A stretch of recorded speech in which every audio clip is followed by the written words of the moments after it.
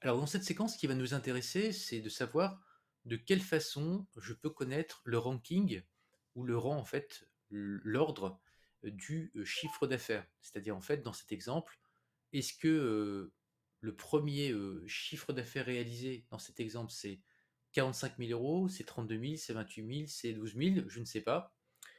Bon là il s'avère que par un pur hasard, c'est organisé par montant, donc c'est trié.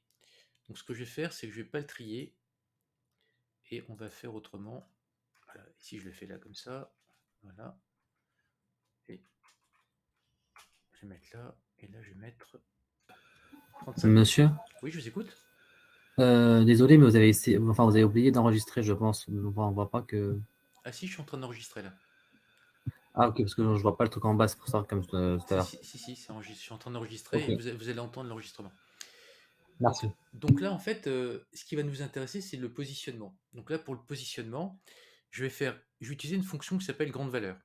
Donc je vais faire égal grande point valeur, ouvrez la parenthèse, et là il dit matrice, point virgule K. Alors, matrice, c'est la plage dans laquelle se situent des chiffres d'affaires. Donc, dans cet exemple, ce sera donc ça. Ensuite, K, ça correspond à, ici, le numéro, en fait, le positionnement 1, 2, 3 ou 4. Et je ferme la parenthèse. Et là, il m'indique tout de suite les chiffres d'affaires associés. Donc là, il sait que en position 1, j'ai 45. Mais mon problème ici, c'est que je vais devoir, dans cet exemple, recopier vers le bas cette formule. Donc, j'ai deux possibilités. La première, c'est de faire référence à une plage qui a un nom, qui est ici. Deuxième possibilité, de faire référence à une plage avec ce qu'on appelle des références absolues. Donc, les références absolues, je vais faire référence avec des dollars. Donc, première possibilité, ici, je fais référence à cette plage en mettant des dollars. Donc, je appuie sur F4 et ça me fait $F, $7, 2 points, $F, $10. Donc ça vient me figer de la cellule F7 à la cellule F10. L'avantage, c'est qu'en recopiant vers le bas la formule, automatiquement, il fait toujours référence à F7 jusqu'à F10. Donc ça, on va dire que c'est la première possibilité. Et je vais vous mettre dans une boîte de dialogue tout de suite la formule qui est juste à côté pour attaquer sur la deuxième formule. Deuxième possibilité, c'est de faire référence à un nom. Là, je vais lui dire, cette plage, ça s'appelle chiffre d'affaires.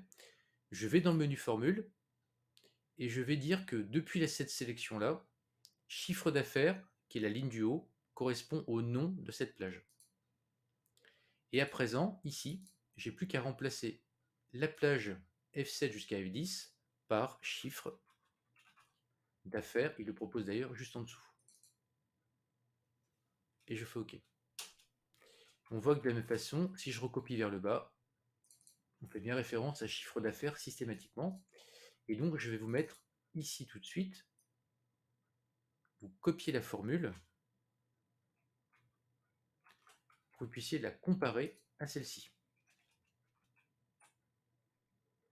Donc, 1, je fais référence à la plage dans laquelle je cherche mon ranking, et 2, je mets mon ranking 1, 2, 3, 4. Si j'avais plusieurs chiffres qui allaient jusqu'à 10, ben 1, 2, 3, 4, 5, 6, 7, 8, 9, 10. Et c'est fini.